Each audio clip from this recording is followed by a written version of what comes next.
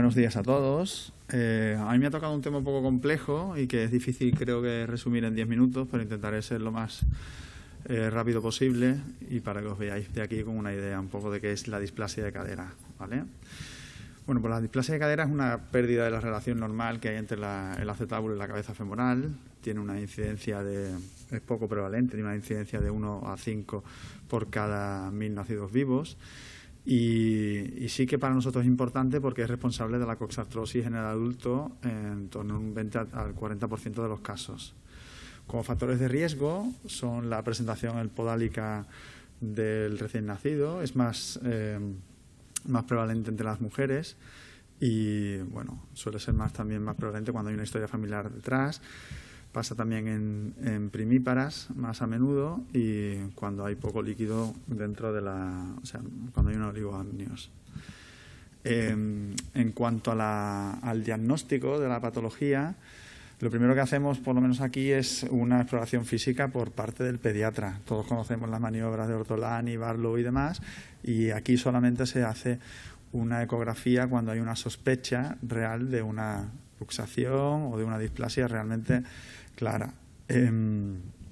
Países como Alemania tiene desde el año 96 un programa de screening de la displasia en el que todo recién nacido vivo recibe una ecografía y la verdad que están bastante encima y se tratan muchas y se cogen muchas a tiempo. Ya sabéis que los tratamientos son todos habéis rotado o casi todos por San Joan de Déu y el tratamiento normalmente suele ser un tratamiento ortopédico en la mayoría de los casos con el arnés de Public y demás, pero ahí no vamos a entrar. En cuanto a la clasificación, hay dos clasificaciones, tanto la clasificación de Crowe como la de Arthophylakides, son las más utilizadas. En cuanto a la clasificación de Arthophylakides, deciros que hay 3 tipos. El tipo 1 hay una congruencia todavía entre la cabeza y el acetábulo. En el tipo 2 hay algo de contacto entre la cabeza del fémur y el acetábulo. Y en el tipo 3 es lo que se dice una luxación alta, en el que no hay ningún tipo de relación entre estas dos partes. La más utilizada probablemente sea la clasificación de Crowe, en el que vemos, depende de cuánto esté ascendida la cabeza del fémur, hay cuatro niveles. El tipo 1 un 50% por encima del acetábulo, el tipo 2 de un 50 a un 75%, el tipo 3 de 75 al 100% y el tipo 4 es cuando está completamente luxada. Esta sería la clasificación de Crowe, digamos, a nivel real. Y deciros que para nosotros, tanto el tipo 1 como el tipo 2 suelen ser situaciones en las que más o menos podemos buscar una solución con nuestros implantes primarios, ¿vale? Son el tipo 3 y el tipo 4 los que requieren un poco más de experiencia quirúrgica, en las que entran ya en juego implantes de revisión y en el que los casos muchas veces requieren, por las dismetrías y demás, osteotomías de acortamiento o rotación y bueno, la preparación del cótilo también es mucho más compleja.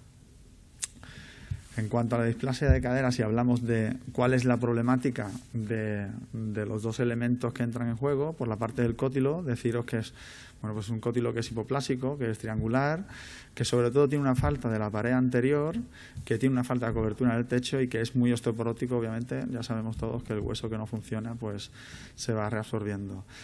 Y en cuanto al fémur, deciros que es pequeño, suelen ser normalmente pacientes también de talla baja, no solamente por la luxación, que es muy estrecho, que suele ser valgo y muy anteverso y que eso nos lleva a que el trocánter mayor esté a posterior y que la musculatura atrófica, por esa disminución del vaso de palanca, esté atrófica y acortada por la disminución del vaso de palanca. También deciros que cuando los pacientes llegan a nosotros en la consulta de cadera de adultos, muchos de ellos vienen de osteotomías previas y tratamientos ortopédicos pediátricos y que no es raro que tengan implantes en el fémur, lo cual complica mucho más la cirugía. ¿Cómo solucionamos el problema del cótilo? Pues tenemos 3 maneras de solucionar esta falta de cobertura del cótilo. La primera es la tectoplastia. En la tectoplastia lo que hacemos es, con la misma cabeza que se extrae, se utiliza como injerto y se fija con unos tornillos. y eso nos permite reproducir el centro de rotación nativo y darle una estabilidad suficiente a la copa. Podemos optar por tolerar ese centro de rotación alto y simplemente dejar la cadera con el centro de rotación arriba, y si no, hacer una cotiloplastia, que es como producir una fractura o una discontinuidad, digamos, de la lámina cuadrilátera, y en el que simplemente medializamos el cótilo. A día de hoy parece que el tolerar ese centro de rotación alto en este tipo de pacientes es lo que está más en desuso, ya que disminuye bastante el balance articular del paciente, y aparte hay aumentos de cargas y de cizallamiento en el cótilo, que hace que se favorezca más el aflojamiento. ¿Cómo solucionar el problema del fémur? Podemos optar por una prótesis cementada. Ya decimos que el fémur, es pequeño y es un fémur también muy estrecho. Esto nos permite, la prótesis cementada nos permite jugar con fémur de tamaños menores, y también tenemos más manejo sobre la anteversión de lo que es el vástago. Podemos optar también por prótesis modulares o por prótesis de la filosofía de la cónica de Wagner, que nos permite perfectamente hacer compensar, digamos, ese defecto de rotación. Y en los casos más extremos habría que hacer una combinación con una osteotomía subtrocantérica. Bajar un centro de rotación y bajar un fémur a lo mejor 8 centímetros es obviamente imposible por el tema de partes blandas. Aparte de esas osteotomías subtrocantéricas, ahí está descrita osteotomías combinadas con cirugías combinadas con osteotomías distales, como la descrita por el profesor Restrepo, que a mí me parece interesante. Lo que hacen es básicamente la parte proximal la tratan con un implante perfectamente normal y ordinario de prótesis primaria, y la osteotomía la hacen a nivel distal del fémur. Esto también, como la displasia de cadera muchas veces va unida a un valgo de rodilla, te permite hacer también una corrección del valgo de rodilla en la misma cirugía. Pero bueno, no sé si aquí tenéis, los que tenéis más experiencia, yo no lo he visto nunca. ¿Vale? El resultado sería así. Parece que lo más ampliamente usado, los tipos de osteotomías subtrocantéricas se pueden hacer en escaleras, se pueden hacer oblicuas, se pueden hacer completamente transversas, y parece que lo más comúnmente usado sea una osteotomía subtrocantérica y utilizar el mismo fémur que se abre como tanto de soporte estructural como de injerto para favorecer la consolidación de la fractura que provocamos.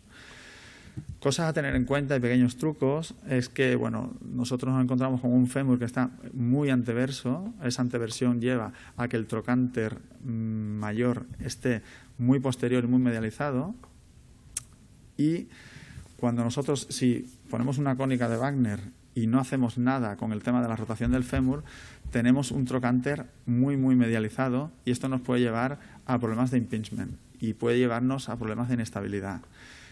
Y nada, deciros también que obviamente cuando tenemos un trocánter, una coxa muy anteversa, también el momento, como ha explicado Laia en el tema de biomecánica, perdemos bastante momento de fuerza de los abductores, con lo cual en algunos casos es preferible hacer la osteotomía subtrocantérica y corregir ese defecto de anteversión para tener también un mejor balance muscular y evitar las posibles cojeras. Una pregunta frecuente es ¿cuánto puedo alargar una pierna? Todo el mundo habla de 4 centímetros. No es lo mismo alargarle 4 centímetros a Pau Gasol que alargárselo a una persona que mide 1,50, que suele ser este tipo de pacientes. Y con lo cual creo que es una decisión un poco intraoperatoria y que depende de la tensión de las partes blandas. Siempre hablamos de la tensión de nervios de la tensión de partes blandas y del peligro de que haga una parálisis ciática y demás, pero está visto en la literatura que el nervio que más en riesgo entra es el nervio femoral antes que el ciático. En el tema de los vasos, por la longitud, por el aumento de longitud, no debería, en principio no hay un gran problema, pero sí que hay que ver cómo tolera el paciente esa tensión de partes blandas. Si nos pasamos en la dismetría, también pueden ser coxas que, pese a la reconstrucción, sean dolorosas y que el paciente al final no esté del todo contento.